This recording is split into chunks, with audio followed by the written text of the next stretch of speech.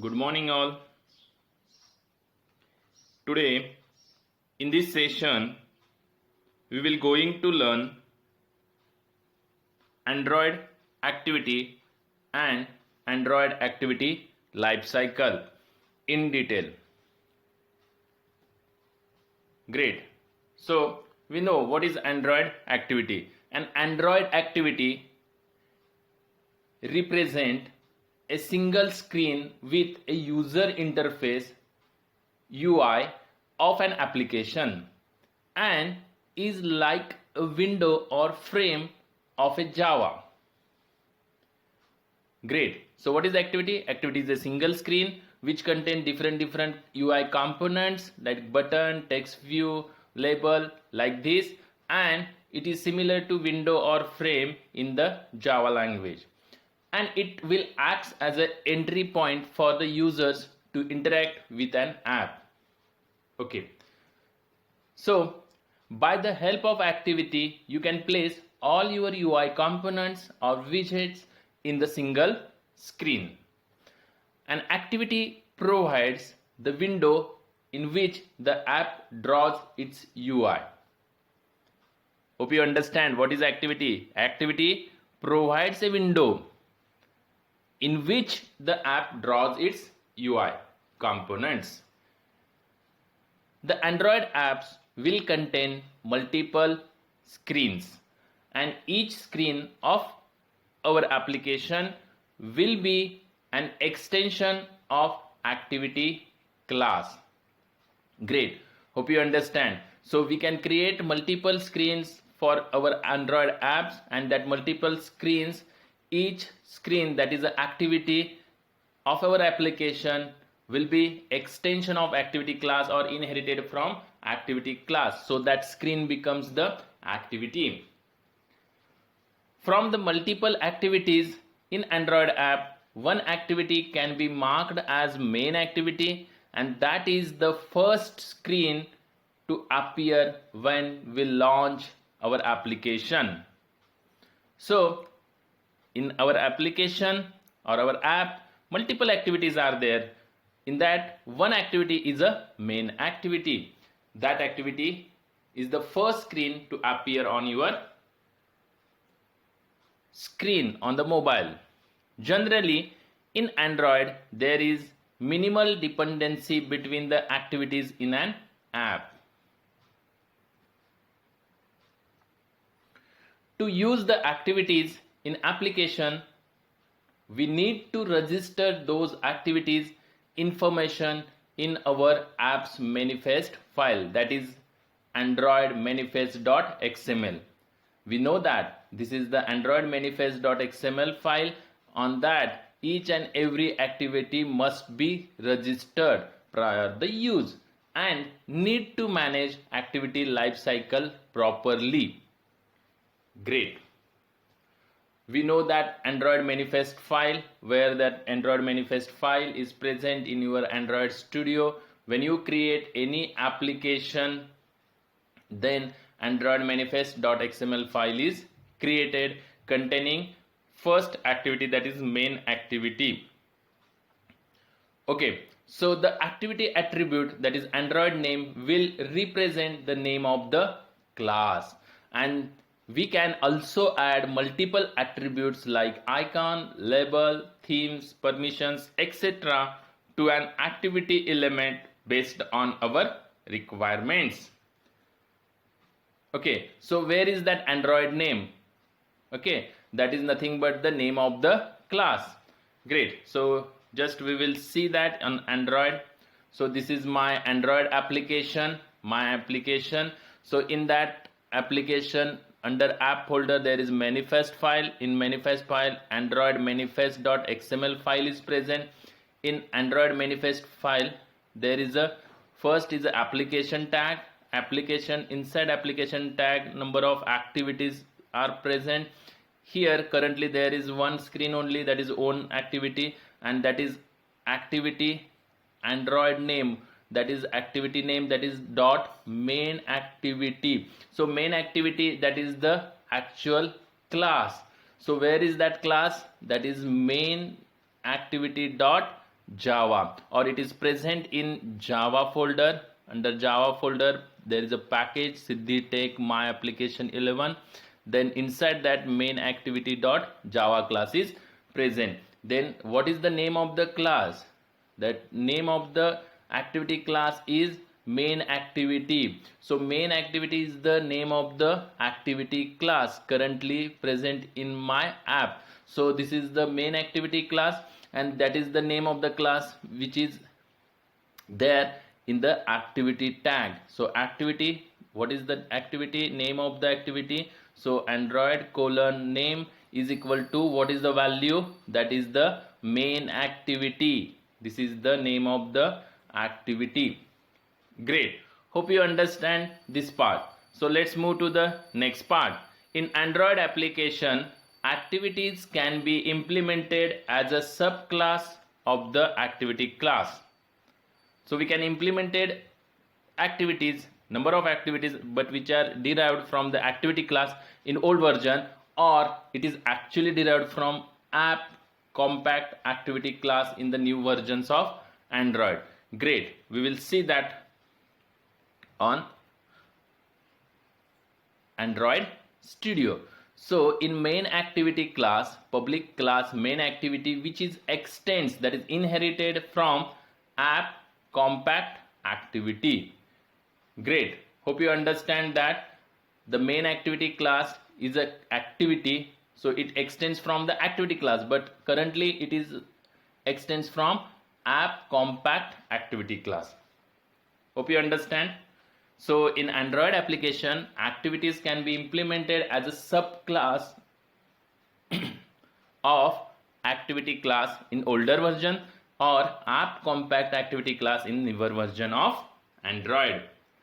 Guys, hope you understand that what is meant by Android activity. Great.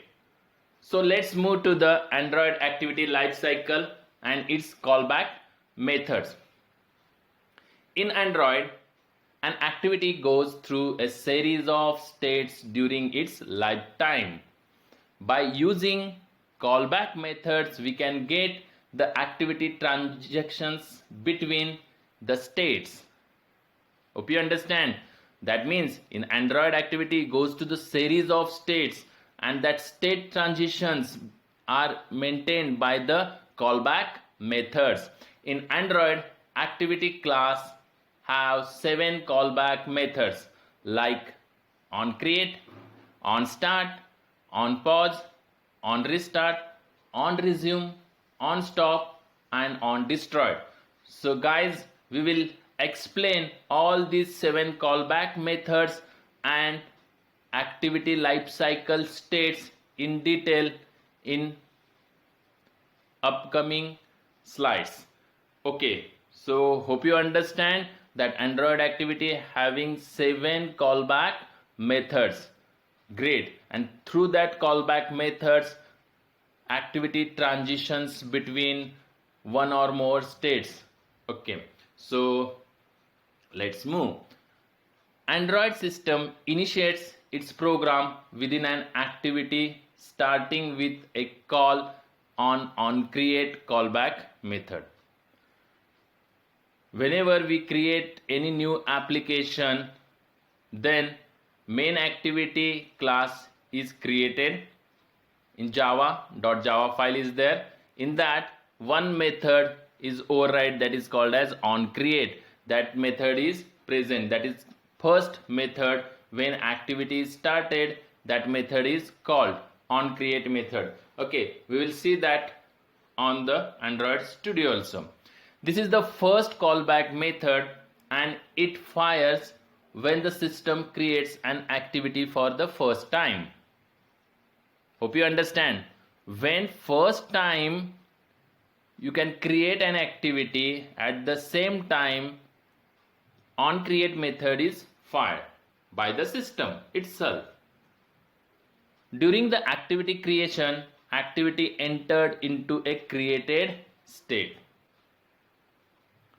If we have an application startup logic that needs to perform only once during the life cycle of the activity, then we can write that logic in onCreate method.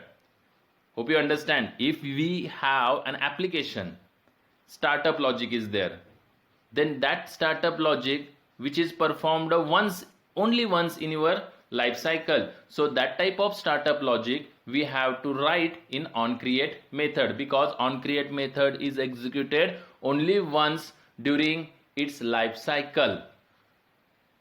Great, you have to understand that. So onCreate method we have to write only startup logic which runs only once. Great, hope you understand, guys. So let's move to the next. The onStart callback method will invoke when an activity entered into started state by completing onCreate method. Great. The onStart method will make an activity visible to the user, and this method execution will be finished very quickly. So onStart method finishes its execution very fast. So after completion of onStart method execution, the activity enters into resumed state and the system invoke the onResume method. Great. So onStart method takes only some few seconds or few moments. After that, onStart method, the activity enters into resumed state by invoking the onResume method. In this resume state, activity start interacting with the user. That means user can see the functionality and designing part of an application on the single screen. So this is most important state, the resume state, activity starting interacting with the user. That means user can see functionality, designing part of an application on the single screen. So in activity remains more time on the resume state, and it can interact with the multiple screens also in the resume state. The app will be stay in this resumed state until another activity happens to take focus away from the app, like getting a phone call or screen turned off, etc. So if that actions occurred, then the resume state get ended and new state is invoked. Okay, we will see that. Before that, we will see all these methods and where we have to write that methods. Okay, so let's move to the Android Studio. So in Android Studio, there is a main activity class is present. Inside that main activity class, there is a main activity which is extends from app compact activity class. So app compact activity is a parent class of the main activity class. Great. Now there is first method, callback method, that is called as onCreate. So this is onCreate method which is actually inherited from the app compact activity class. Inside that, what we have to do, we have to set content view method. That means we can display the layout r.layout.activity main. So it is at activity main is a layout. In layout manager there is a design view, that is activity main.xml is called. So this design is viewed when this set content view method is called. Great. After that, what we have to do, we have to call log.d method. Why? Because we have to see which method is called by the system. For that, log, write the log in the logcat, and d is a display method. Log is a class, so log.d displays the message on the logcat screen. So what is that method? So I will just remove this. Okay, as well as that log class is present in Android util.log. So I will remove that part. Okay, so here just log, that is the name of the class, dot d. That means d method is a static method, that's why we have to call it by using log, that is class name, log.d. So what are the different method? Overloading is present, that is method having same name but different argument list is called as method overloading. So there are two different overloads present for the d method. Okay, so first overload is having two argument which is of type string, and another is having more than two string arguments. Okay, so first we have to take first, that is log d, and press enter. So if after that what we have to write? Tag, that is string message. Okay, so what is that? So it is a activity life cycle, okay, comma, what is the message? The message is on create invoked. This is the message, that is on create method is invoked. If this method is called invoked, then logcat displays this message, that is on create invoked. Activity lifecycle is this tag. Okay, so hope you understand this. But what happens, guys? Okay, so when I'm clicking comma, it is automatically import the Android util.log, and if it is not imported, then what happens? It gives you error. Okay, so what is the how can we resolve this? Log is get changed into white to red color, so there is cannot resolve symbol log. Import class, either we can import class using alt shift enter key, or just alt enter. So choose it. Android util.log class is imported, so use alt enter. So just press alt enter. So what happens? Automatically Android util.log, that is the android.util is a package, and that package contain log class is imported. So that red log class is become red, that is removed.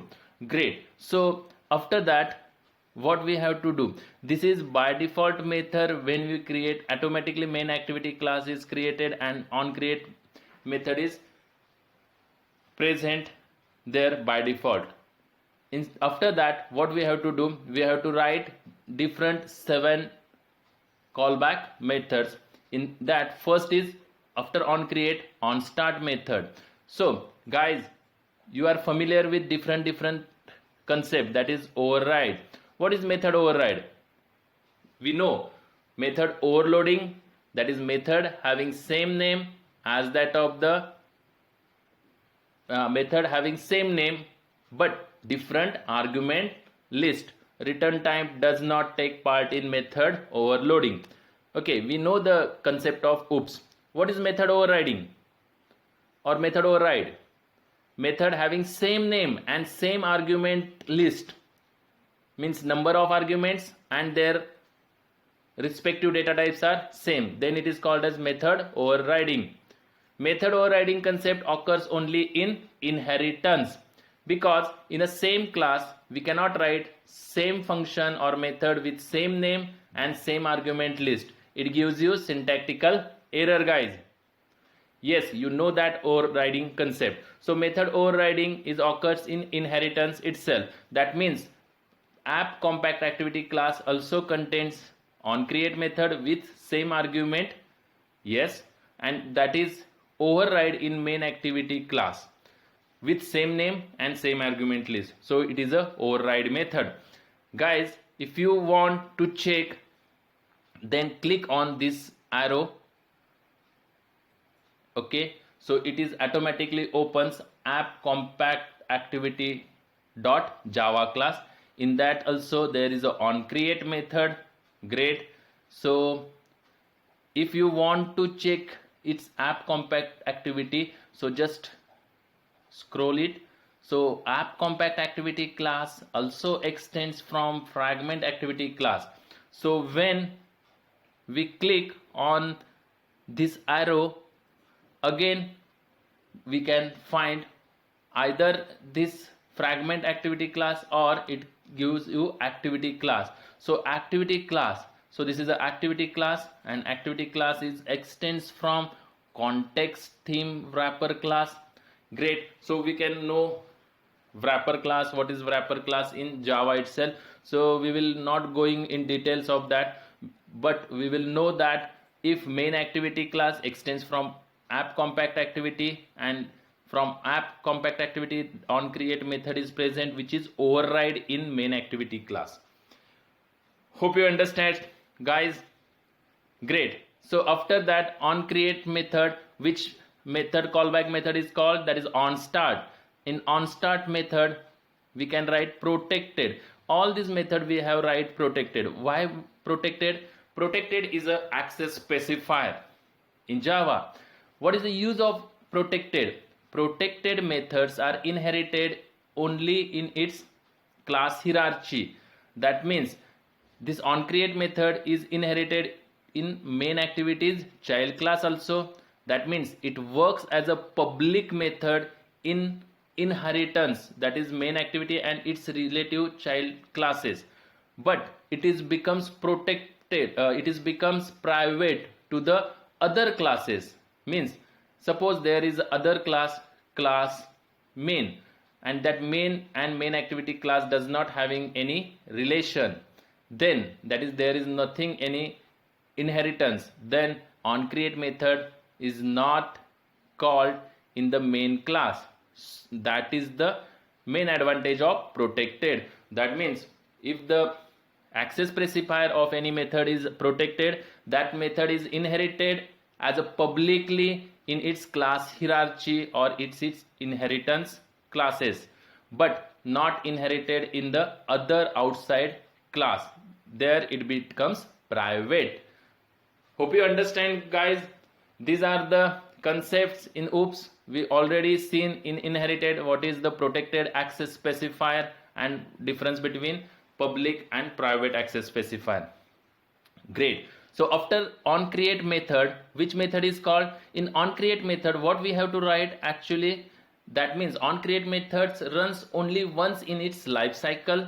So write the code which we want to execute as a first time and once only.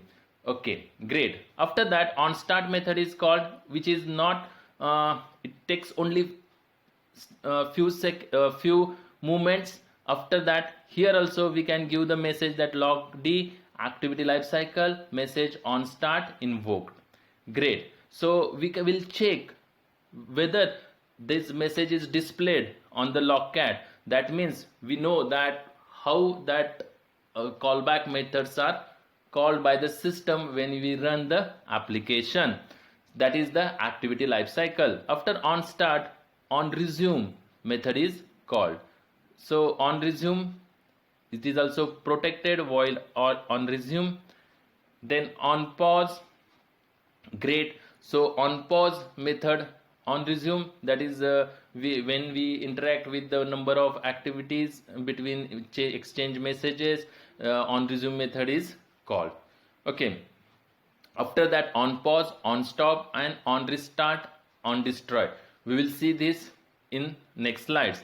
Guys, hope you understand what is the log class which is displays the message. We can check debug. For that we want the messages, because when the on start method is called, when the on create method is called, when the on resume method is called, we want to display these messages in the logcat. For that purpose we have to use log class and its d method. D method is a static, that's why we can call it by using class name. We know static and non-static methods. Static methods are called by its name, class name, and non-static methods are called by its class object. Great. Hope you understand, guys. If you have any doubts, let me know. Write your query or problem in chat window or comment section. Great. So let's move to the next callback methods. So in case of any interruption event happen in resumed state, the activity will be entered into paused state and the system will be invoke on pause method. Great. So any interrupt occurs, automatically activities resume state is changed and goes to the paused state. Great. After an activity return from the paused state to the resumed state, the system again will call on resume method. Due to this, we need to implement on resume method to initialize the components that we released during on pause method. So on resume method, we have to initialize the components that we released during on pause. Okay, so on resume method is most important. After completion of on pause method execution, the next method is either on stop or on resume, depending on what happens after an activity entered into the paused state. Guys, hope you understand. On pause method execution, the next state is what? On stop or on resume? It depends on what happens after an activity entered into pause state. If it is resume, then it comes back to the original state, and if it is not, then it goes to the stop state. Great. The system will invoke on stop callback method when activity no longer visible to the user, and the activity will enter into stopped state. On stop method is useful to release all the app resources which are no longer needed to the user. Great. So whatever may be the resources allocated by your app, we can release that all resources in the on stop method, because that resources we have not needed in longer use. Great. So which code is right in the on stop method? The resource releasing code we can write in the on stop method, because next app can reuse that allocated resources. Hope you understand, guys, what is on stop method, which is a callback method in the Android activity lifecycle.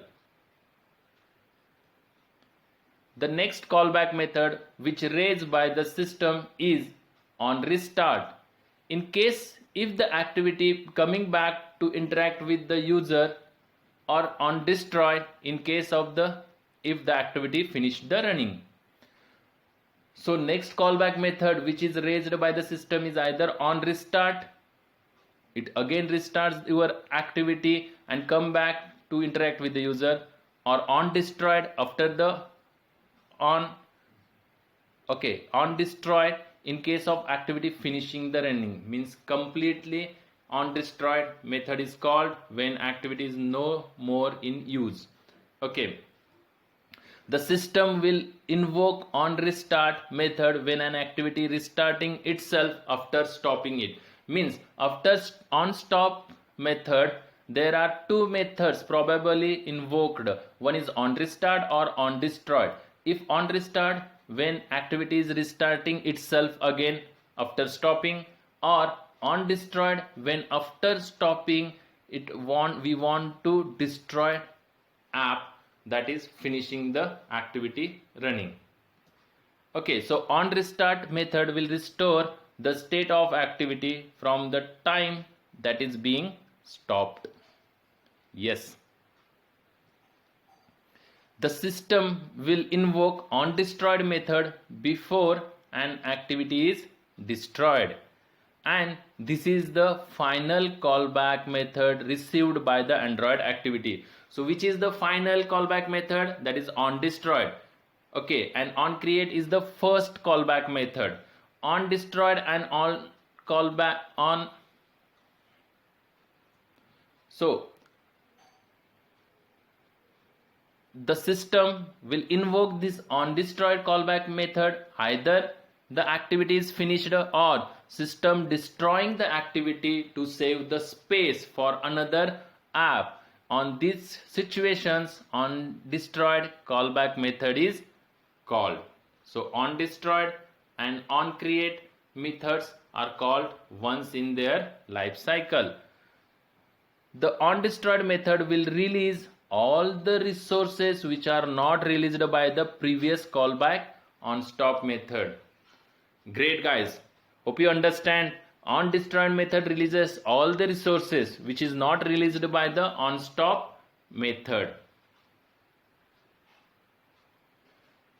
Great, hope you understand this.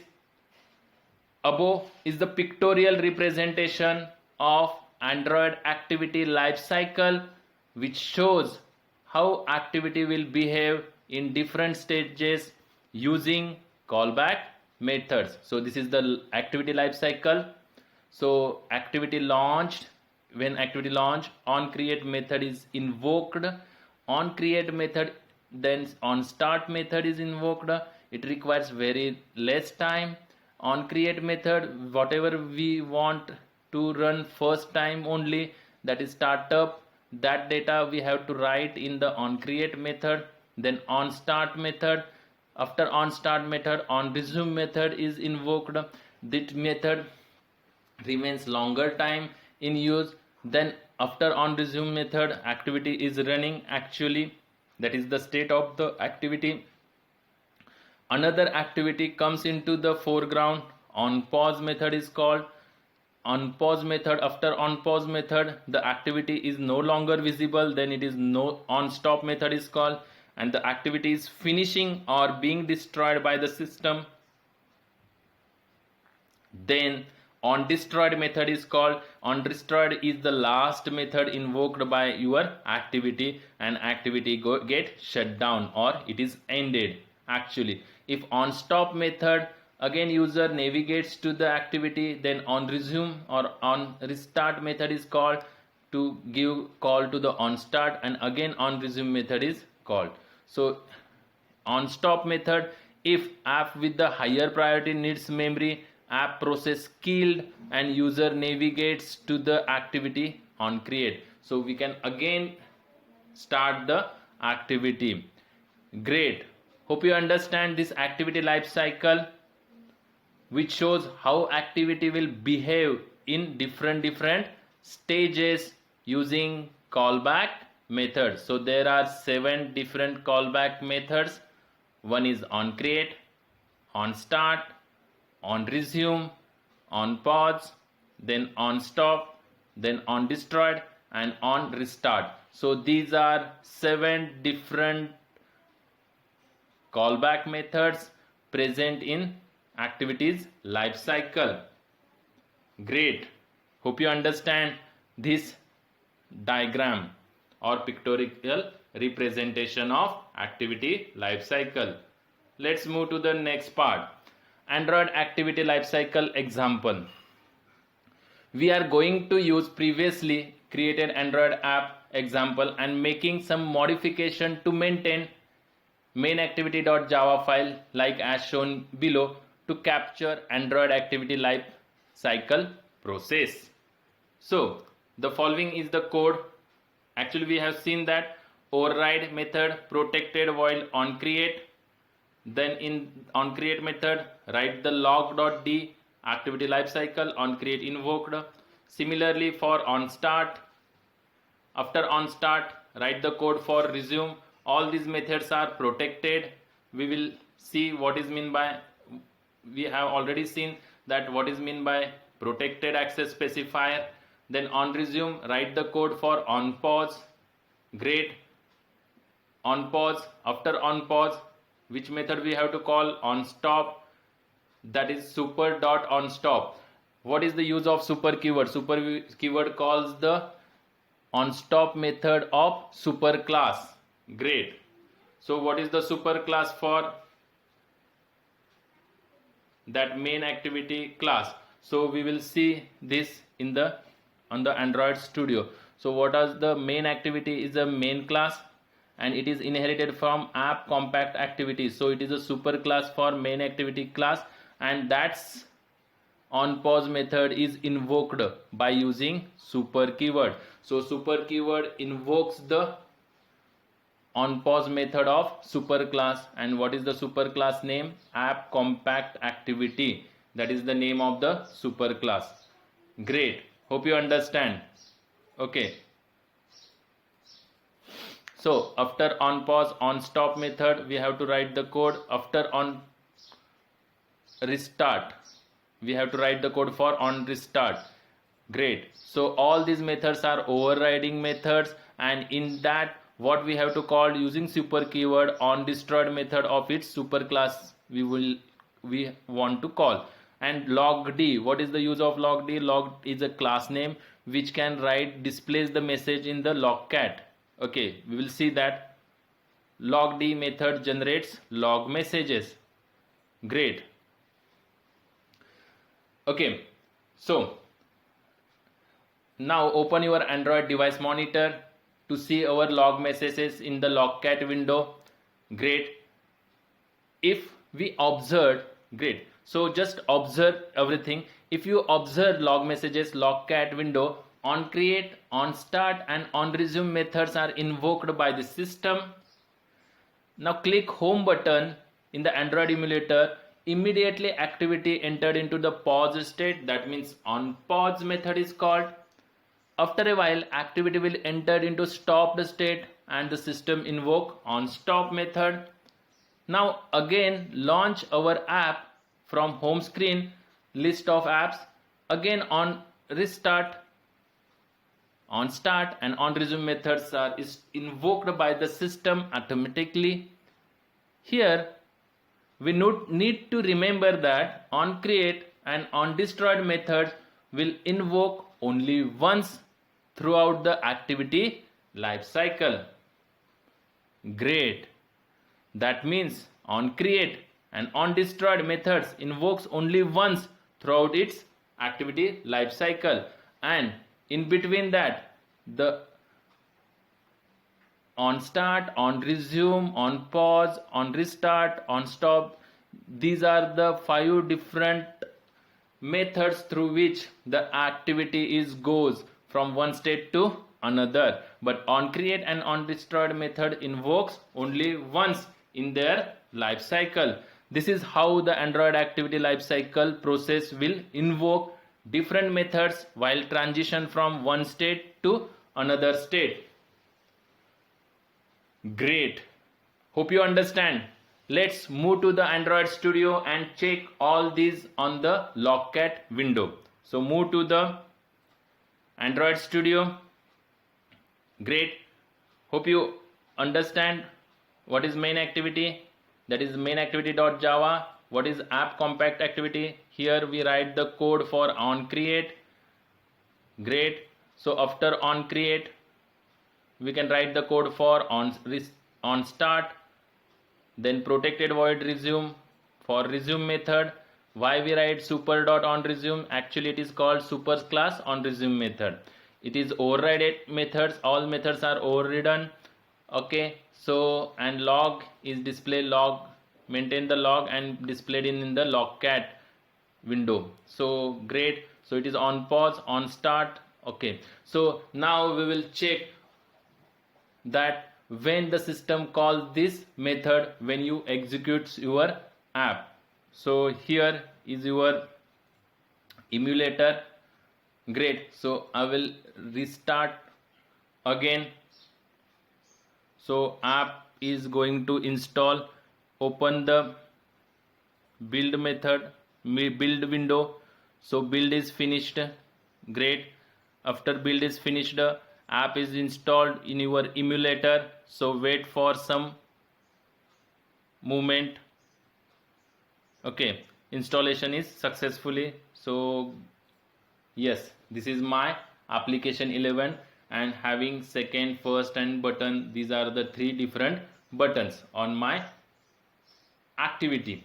Great, so what happened when you run that? What happened? Let's check on the logcat. So open the logcat. Okay, so I will maximize it. Okay,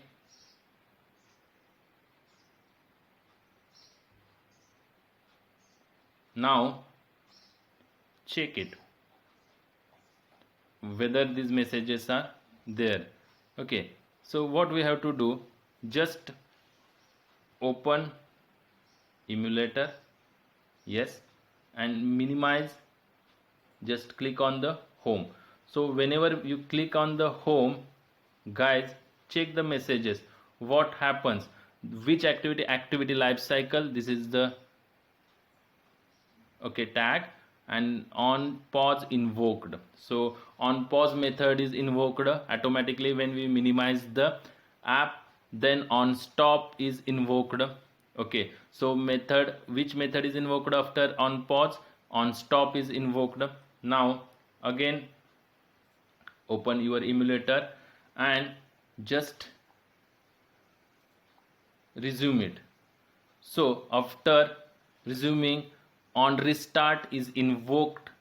After on restart, on start is invoked. This message is displayed. That means that particular method or ride, that is callback methods are called by the system. After that, on resume is invoked. Yes, if you go back, so if you go back, then automatically what's happen, on pause is invoked, then on stop is invoked, and on destroyed is invoked. Great. So understood how actually these different 7 callback methods are invoked in the life cycle of any activity. Guys, hope you understand this, what is mean by activity and what is activity life cycle and its different 7 callback methods. So in this way we can check which method is called using these 7 callback methods in activity life cycle. So every activity having 7 different life cycle on callback methods, and through that callback methods their activity state get changed, and from when transition between the activity states, any one of these callback method is called. Great, hope you understand, guys. So